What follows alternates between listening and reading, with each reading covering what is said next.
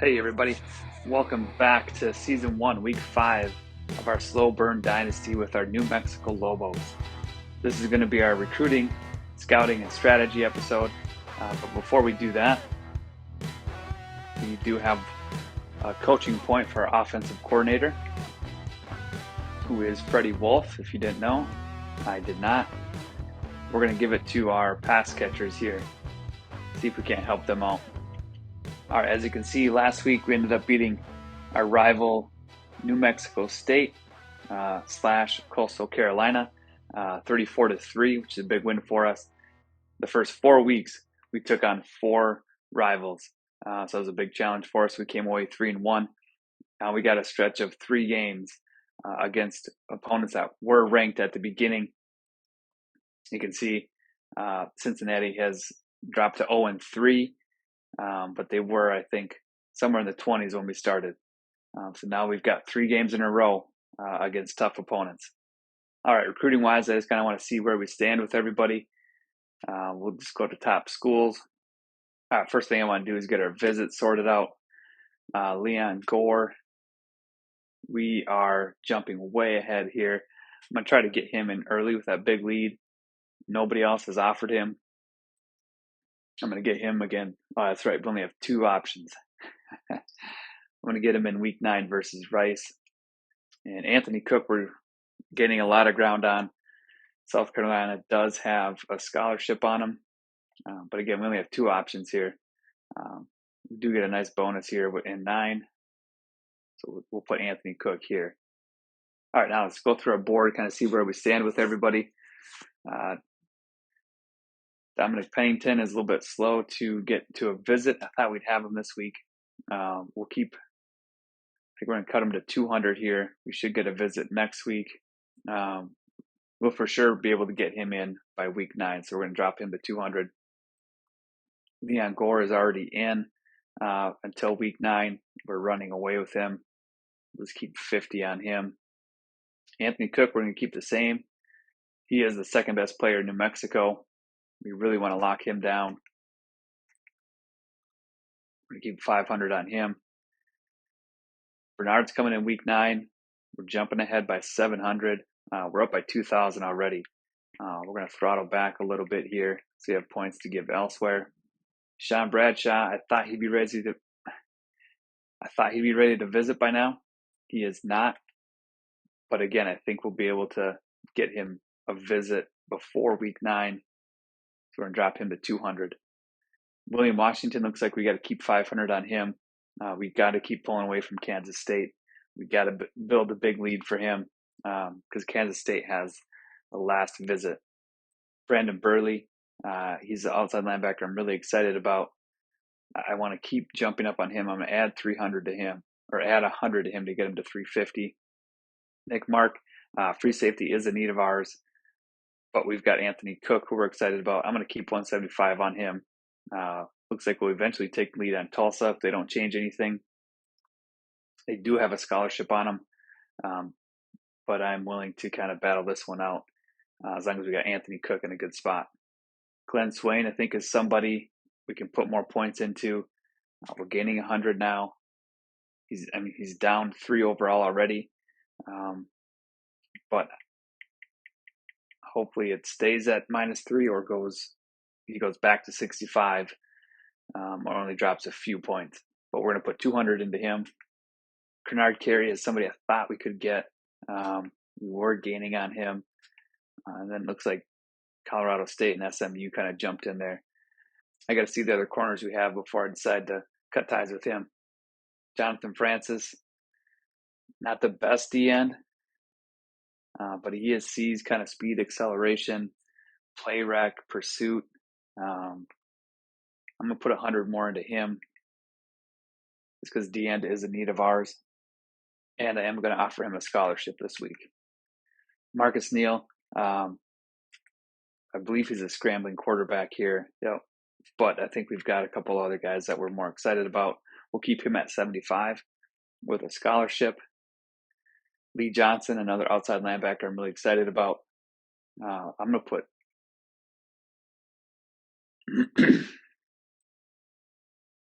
I'm going to jump to 350 on him, maybe more as we go through. If we come back up and we have more points, but I really want to pull away.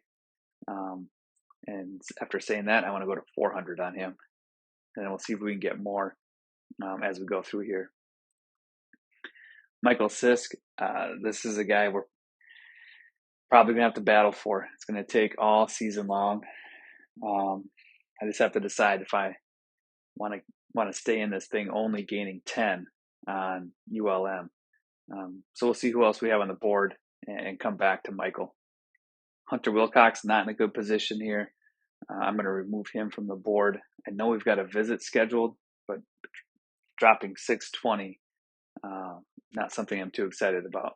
So he's off the board. Daniel Washington, decent enough running back here. We'll keep him on the board. We continue to gain on him, and he's got a scholarship. Marcus Gray, a one-star JUCO guy. Good speed, good acceleration. Catching's not that great. I'm not sure. We've got to visit with him. I'm not sure if I'm going to keep him on the board. I have to see where we stand with some other wide receivers, but we'll come back to him. John Wiley, New Mexico guy. Really excited about him. He's 57 overall, but I think he's going to go up. I think his strength, I think his blocking is going to go up based on his squat and his bench press. So we're getting 410 on him. We'll keep him at 250. Dwayne Smith, another one-star JUCO out of Arkansas. He's a speed guy. He has some spec catch. He can return. We are gaining 140 on him. I'm just going to keep him as is, no scholarship. Again, I just got to see what other wide receivers we have and where we stand with them. Daryl Jenkins, going down 50. Running back isn't a huge need of ours, but I do like his speed, his acceleration. He's got a good spin move. He can break some tackles. So I am going to put 100 into him just so we're gaining ground. And we'll see if we have to take these points back, but we're going to start with that for now. Daryl Vincent, good speed and acceleration, decent coverage. We're going to keep 140 on him. We'll keep climbing 200. Hopefully we can pull ahead of Army and just keep building. And actually, as I talk about it, I'm going to bump him to 200 here. Keith Newsom, another free safety out of New Mexico. We're going to keep him as is. Rob Mitchell, we're gaining 60. He's got decent measurables here. I think he's just a balanced tight end, which is fine. He's out of New Mexico. I'm going to bump him to 50, so we're gaining 110. We got some points to burn still here, so we'll see how this all shakes out. CJ Walters, a balanced QB. Numbers are okay. Speed is down there. Hopefully that bumps up. I think we've got another quarterback we are more excited about. But I am going to offer CJ Walters here just because he would be a decent get for us. EJ Marshall, gaining 230 on him. Like seeing that. Good speed, good acceleration, and agility. Catching's not up there, but he is a freshman, so he's got time to grow into it. If he was a JUCO guy, it would be different. He's a 3-star. Hopefully that means he goes up a little bit more. We're going to keep him as is. And maybe we'll offer him if we pull into the lead. Ben Barnes is just an athletic fullback here. Again, good grades here. Blocking's not the greatest, but he is a receiving fullback. Again, I just like his numbers. We're gaining 180 on him. We're down 250. I'm going to put 75 into him. David Davis, 6'6", receiver, 222. Hard to pass on that size. He grades out okay with receiving skills and speed and acceleration for being 6'6". We're going up 185. I'm going to add 25 to. I'm going to add 50 to him. Hopefully we can keep climbing. Jake Miles, 3-star out of California. Has some good catching numbers. We are going down 100. Receiver is a need of ours. I'm going to go 150 on him. You can see Iowa has offered him. I don't think they're putting any points into him yet, so maybe we can gain some ground here. Nick Anderson, I've loved his bench and his squat. He's got good blocking grades, decent strength. We're gaining 190. I'm going to put 150 into him. Hopefully we can pull ahead right away next week. Andrew Lewis looks like a really good defensive tackle. Hopefully it's somebody we can get. 6'6", 276, 3-star out of California. Grades look good.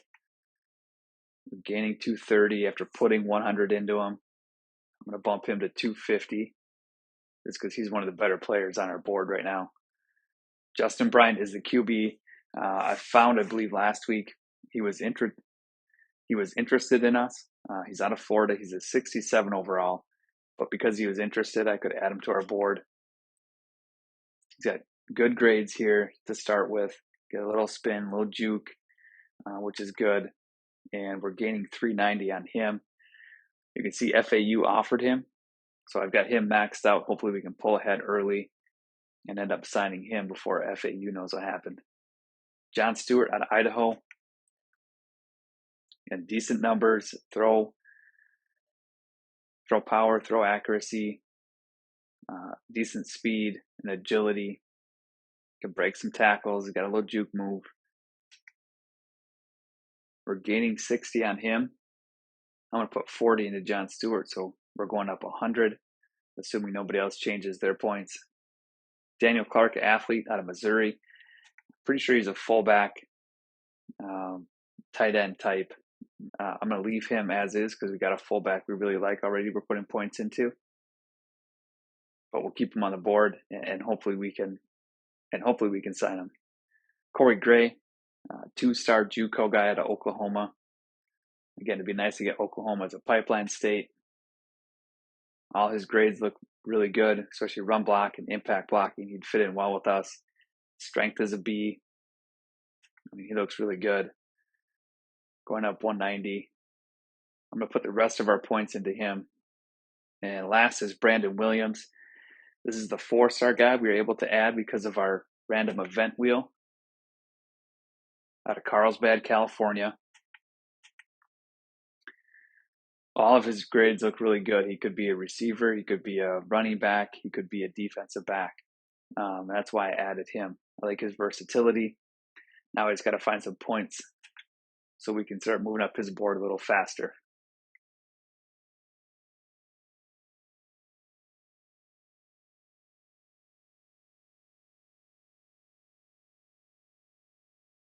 All right, so I grabbed some points off some other guys that I thought weren't a high priority.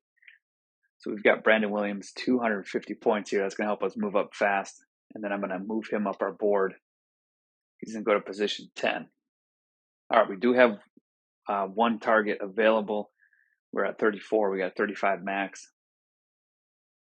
I'm just going to go ahead and search our region, see what I can find here, and I'll let you guys know what I find. All right, so after a bit of searching, I found Peter Hurd out of Orem, Utah. He's a 5'11", 179 cornerback. Specialty is coverage, but we look at him, decent speed, great acceleration, good agility. His hit power, his pursuit is good. He's going to help us in the run game. Zone coverage is good. Press is good. So I think he's going to fit into our defense really well. All right, now recruiting is taken care of. We're going to spin our random event wheel and see what's happening with our team this week. Okay, so our first one is team whiff, which means all of our defenders get -3 tackling. So that's not going to help playing a better team on the road. On our second spin, we get hog mollies, which gets +5 to all of the blocking skills and awareness for offensive linemen. So that's going to help tremendously. So we got a hit to our defense, but we got a bonus for our offense.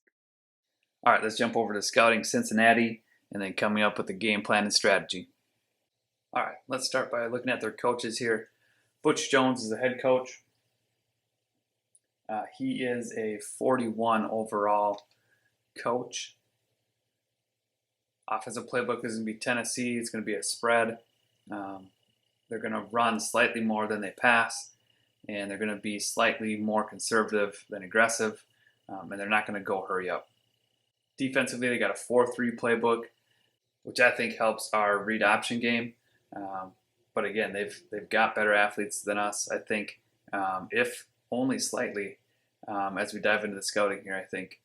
But they're going to defend the run a little bit more than the pass, and they're going to be a little bit more aggressive. So we got to be aware of some blitzes here. All right, let's look at their coaching skills here, game management-wise. They are going to be able to call a timeout, get their players hot, although I think the computer just uses it in timeout situations. They're going to be able to have Coach Radames. They're going to be able to know what we're playing. They're going to be able to know what play we're calling. And they're going to have fewer penalties. Defensive coordinator gets all the boosts, so their guys are going to be playing much better than they're ranked at, which is a little nerve-wracking here as we're going to simulate the first half, see how we match up. But that is a little scary there, seeing all those filled out. Offensively, they got some boosts, for quarterback, a lot for running, and then some receivers here. Their defense is going to be a real test. All right, next let's look at their top players here. Their kicker is their best player. Not so sure we have to worry about that. Just expect them to make more kicks, I think, and kick more touchbacks. First player we're going to look into is Charlie McCormick here. Looks like a very dangerous runner. He's got the speed, he's got the acceleration, the agility. He can break tackles. He's not going to fumble. He can run you over a little bit. He's elusive. He has good vision. He can catch out of the backfield. Stiff arm and spin, although I don't think that really applies when the computer runs. I think they use more of the agility stuff. But a very dangerous runner here. And we're going to have to be at our best. And not to mention, our random event wheel gave us -3 tackling to all our defenders. So that's really going to hurt. Next up, we got their center, Melvin Adams, a 93 overall. I think they're really solid up the middle. And as we dive into it, I think their tackles may be their weak spot on their O-line. But Melvin Adams looks really solid. He's got the awareness. He's got the pass blocking, run blocking, impact block.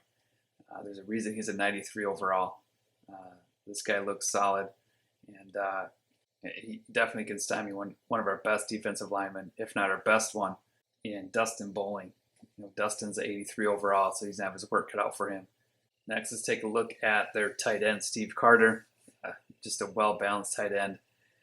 Good speed and acceleration. Goes with the route running, the catching traffic, the catching, the awareness, and he's a good blocker as well. So definitely a well-earned 90. He's only a junior. He's strong. He can break tackles. He has the impact block. They've got some great players on offense here. Next, another great player on the line, their right guard, David Grant. 89 overall. Just another solid offensive lineman. Good awareness, pass blocking, run blocking is really great. Impact blocking is a little bit low, but I don't know if that matters. His strength is 85. And I think both of them have good stamina too, so they're not going to tire out quick and get subbed out. All right, let's switch over to defense here. Their defense doesn't have as many strong players as offense, but the top player here is a left outside linebacker, Patrick Robertson, 85 overall. Average speed, but great acceleration. He can tackle. His play recognition's up there. His block shedding is good. He's good enough to cause havoc against our front five and tight ends and running backs if they chip. So we got to be aware of Patrick Robertson. Paired with Patrick Robertson is Marvin Bryant, middle linebacker. He has great speed and acceleration. He's going to get the ball fast. He can block shed. His pursuit's really good. His play recognition is good. He can cover. Not many weaknesses here. His tackling might be the lowest, but if he gets there fast, I'm sure their other linebackers and defenders can come and clean up. All right, next is Isaac Burley, their top cornerback, 85 overall. Good speed, good acceleration. His man coverage is really good. Zone coverage is up there. Press is up there. His play rec is very good. His pursuit is very good. His tackling is good for a D-back. This guy is going to be a problem to throw against. He's going to cause some trouble. If Adam Williams plays today, it's going to be a great matchup. All right, last player we're taking a look at is JT Hickman, right end. He's got decent speed for a D end, but his acceleration is elite at 97. He's got this decent strength, tackling, power moves is a little bit low, but his finesse moves are going to be phenomenal. He can shed blocks. He's got great pursuit, good hit power. Again, they got a lot of athletes that we got to be worried about on both sides of the ball. All right, let's see if we can find something that we can exploit, some type of weakness here. Travis Alexander right off the bat, 78 overall, senior, and then just some average guys behind him. Looks like Travis can run a little bit. Looks like he'll scramble a little bit. His awareness is up there. Throw power is down. Throw accuracy is just average. I'm just hoping we can get some pressure on him. With their left and right tackle being a weakness here, as we'll show, because our corners are going to have a tough matchup this week. Looking at the number 2 and 3 wide receiver, I think Chad James and Jimmy Jackson. It would be a great matchup against these two. Cornelius is going to have to play really well to match up with these inside guys. Their tight end, again, 90. Backup is decent. The left tackle, we see a little bit of weakness again. He's going to be matched up against Danny Hughes. Danny Hughes is a 77 overall. So we got a slight edge in that matchup. But Danny Hughes has to win that consistently because their inside is solid. Dustin Bowling is going to have his hands full, as well as Craig Swain. They're going to be outmatched inside here, especially with Melvin Adams there and David Grant. But again, right tackle matched up with Victor Drew. Victor has got to win that battle consistently. So our DNs are really going to have to work to get pressure on the quarterback, get in the backfield and cause some havoc. Looking at our linebackers too, RJ Brooks, left outside linebacker, is 79. Our middle linebacker, Chris Edwards, is a 75. And our right outside linebacker, Brian Poog, is a 78. So it's going to be a tough matchup with their front 5, our front 7. Hopefully we can win some battles at key moments. D tackle is something we can maybe take advantage of. All their top 3 D tackles are 77. I'm hoping that Josh Jackson can double team with one of our guards. Our guards can maybe get off the double team and get to a backer. But that's going to be a good battle up front. Josh Jackson's an 83, has a slight edge over all these guys. Again, he's got to dominate in there. And Melvin Adams is their long snapper. All right, after scouting their team, let's take a quick look at what ESPN has here for the matchup here. Cincinnati on paper gets the higher ratings, B, B+, and a B. And they've got Kirk picking them as well. Again, our guys are going to have to play really solid in key positions here to give us a chance to win. Quick look at their schedule here. Lost to Ohio State by 14, lost to Navy by 10, and then lost to Miami of Ohio in overtime. All right, with all the scouting done, game plan-wise, I think we can get pressure on the quarterback on the edges. I think we've got some good matchups there. Our cornerbacks are going to have to work extremely hard. They've got close matchups. Both are 1 and 2. Cornelius Houston's going to have a great game matched up in the slot. And I think offensively, Josh Jackson is going to have to work really well with our guards. They're a little bit inexperienced. They're lower ranked. He's going to have to get a double team, secure that double team so either he or the guard can get off to the second level. I think play call wise, play action's always in play at the right moment. I don't think we have the run advantage or the pass advantage. I think we may have to 6-man protect at times. And then defensively, I think, if we try to go man coverage, I think that's a wash.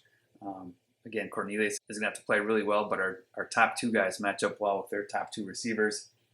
I think zone coverage is probably going to be the best bet this week, but I'm not afraid to go into man as much as I thought I was going to be. I think we can blitz out of man as well as zone. I don't think we have the run advantage defensively or the pass advantage. We're matched up fairly well with a slight edge going to Cincinnati. All right, we've got our recruiting done, scouted, we've got a plan of attack. This is going to be our toughest test yet, so be sure not to miss the next episode as we take on Cincinnati. Thanks for watching, guys.